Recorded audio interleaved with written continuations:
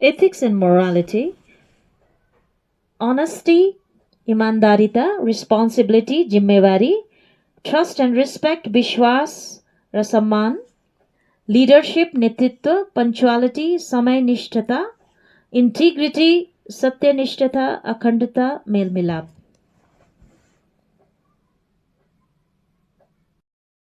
Wisdom of little girls. It was an early Easter. Sledging was only just over. Snow still lay in the yards and water ran in streams down the village street. Two little girls from different houses happened to meet in a lane between two homesteads, where the dirty water, after running through the farmyards, had formed a large puddle. One girl was very small, the other a little bigger. Their mother had dressed them both in new frocks. The little one wore a blue frock, the other a yellow print, and both had red kerchief on their heads.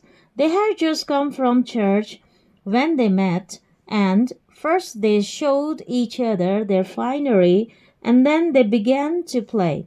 Soon the fancy took them to splash about in the water, and the smaller one was going to step into the puddle, shoes and all, when the elder checked her. "Don't go in so, Malasa," said she. "Your mother will scold you. I will take off my shoes and stockings, and you take off yours." They did so, and then picking up their skirts, began walking towards each other through the puddle. The water came up to Malasa's ankle, and she said, "It is deep. Akolia, I'm afraid." "Come on," replied the other. "Don't be frightened. It won't get any deeper." When they got near one another, Akolia said, "Mind, Malasa, don't splash water carefully. Walk carefully." She had hardly said this when Malasa plumped down her foot so that the water splashed right on to Akolia's frock. The frock was splashed, and so were Akolia's eyes and nose. When she saw these stains on her frock, she was angry and ran after Malasa to strike her.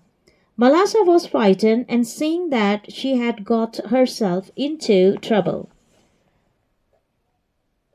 she scrambled out of the puddle and prepared to run home.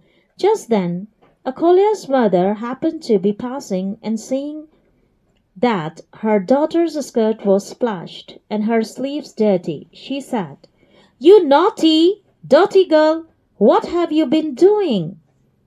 "Malasa did it on purpose," replied the girl. At this, Akolia's mother seized Malasa and struck her on the back of her neck.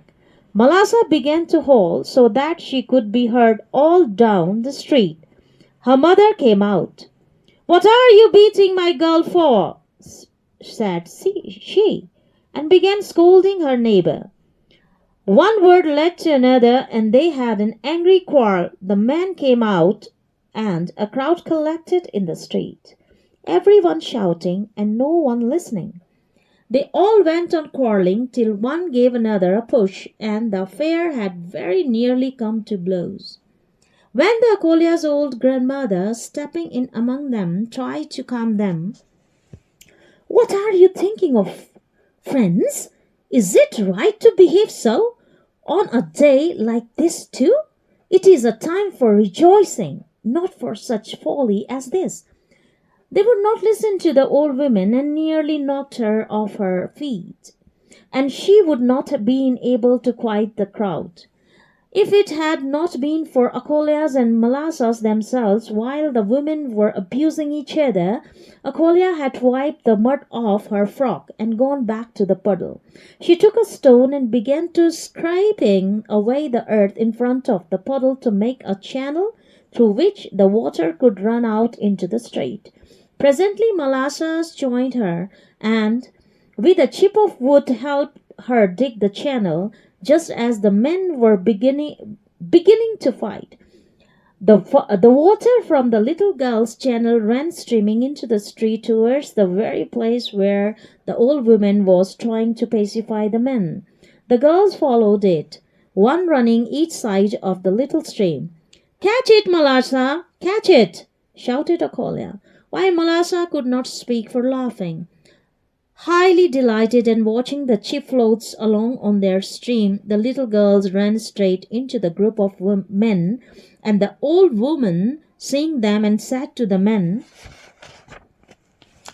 "Are you not ashamed of yourselves to go fighting on account of these lazies, when they themselves have forgotten all about it, and are playing happily together? Dear little souls, they are wiser than you."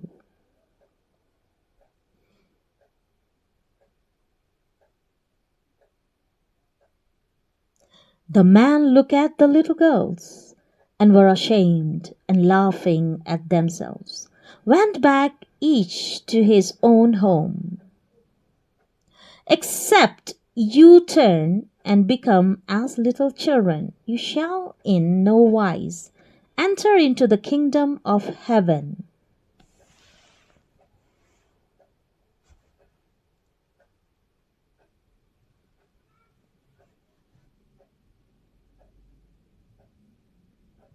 सानी नानीहरूको बुद्धिमत्ता।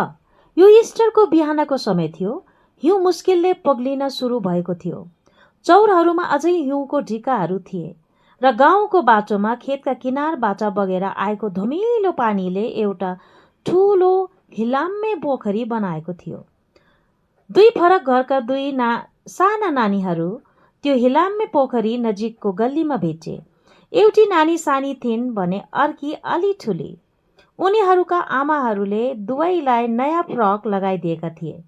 सानी नानीले नीलो frock लगाएकी थिइन् र ठुलीले पहेँलो, अनि दुवैको टाउकोमा रातो रुमाल थियो। उनीहरू भर्खरै चर्चबाट भेटेर आएका थिए र पहिले उनीहरूले एकअर्कालाई आफ्नो नयाँ लोगाहरू देखाउन थाले र त्यसपछि उनीहरू हिलोमा पानी छाप्न थाले।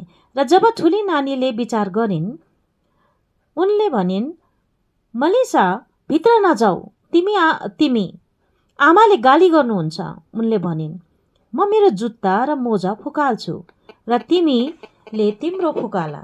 उनीहरूले त्यस्तै गरे र त्यसपछि आफ्ना स्कर्टहरूमाथि सारेर हिलोको पोखरी पार गर्दै एकअर्कातिर हिँड्न थाले। पानी मलासाको खुट्टाको गाँठो एङ्कलसम्म आयो र ठुली नानीले सोधिन्, "यो गहिरो छ अकुल्या, मलाई डर लाग्यो।" "आऊ त," अकुल्याले जवाब दिइन्, "नडराऊ, यो अझै गहिरो हुँदैन।" जब उनीहरू एकअर्काको नजिक पुगे, अकुल्याले भनिन्, "ध्यान देऊ मलासा, पानी नछाप्नु, होसियार भएर हिँड।" उनले यसो भन्न नपाउँदै मलासाले आफ्नो खुट्टा ठ्याम्म पारिन्, जसले गर्दा हिलोको पानी उछिटेर अकुल्याको फ्रकको दाहिना भागमा छापियो। फ्रकमा हिलो लाग्यो र अकुल्याको आँखा र नाकमा पनि। जब उनले आफ्नो फ्रकमा दाग देखिन्, उनी क्रोधित भइन् र मलासालाई हिर्काउन दौडिन्। मलासा डराइन् र आफू आपत्तिमा परेको देखेर हिलोको पोखरीबाट लुत्रुक्क बाहिर निस्किन् र घरतिर दौडिन तयारी गरिन्। त्यही बेला अकुल्याकी आमा बाटोमा परिन् र आफ्नो छोरीको स्कर्ट हिलोले छापिएको र उनका बाहुला मैला भइटिएको देखेर उनले भनिन्, ए दुष्ट फोरी केटी, तिमीले के गरिरहेकी थियौ?" मलासाले जानी नजानी गरिन् नानीले जवाफ दिइन्। यति भन्दा अकुल्याकी आमाले मलासालाई समातिन् र उनको घाँटीको पछाडिपट्टि हिर्काइन् ताकि त्यो आवाज सारा बाटोभरि सुन्न सकियोस्। मलासाकी आमा बाहिर आइन्। "केका लागि मेरी छोरीलाई पिटिरहेकी छौ?" उनले भनिन् र उनले आफ्नी छिमेकीलाई गाली गर्न थालिन्। एक शब्दले अर्को शब्द तान्यो र उनीहरू बीच ठूलो झगडा भयो।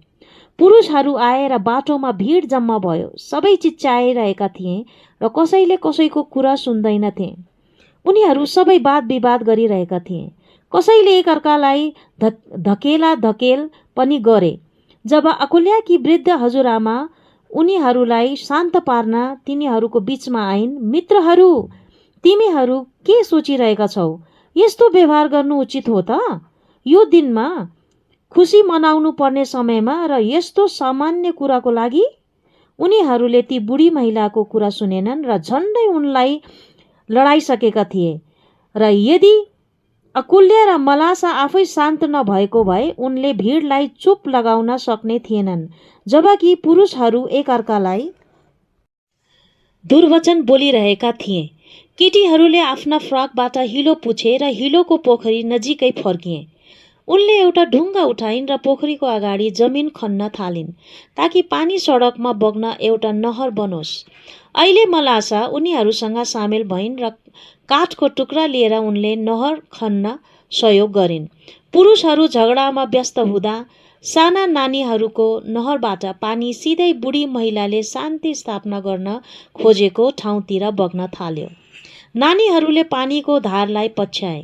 एउटी नानी सानो धारको एक छेउमा दौडिँदा र अर्को छेउमा, मलासा समात, यसलाई समात, अकुल्य चिच्चाइन्, जबकि मलासा हाँसेर बोल्न सकिनन्।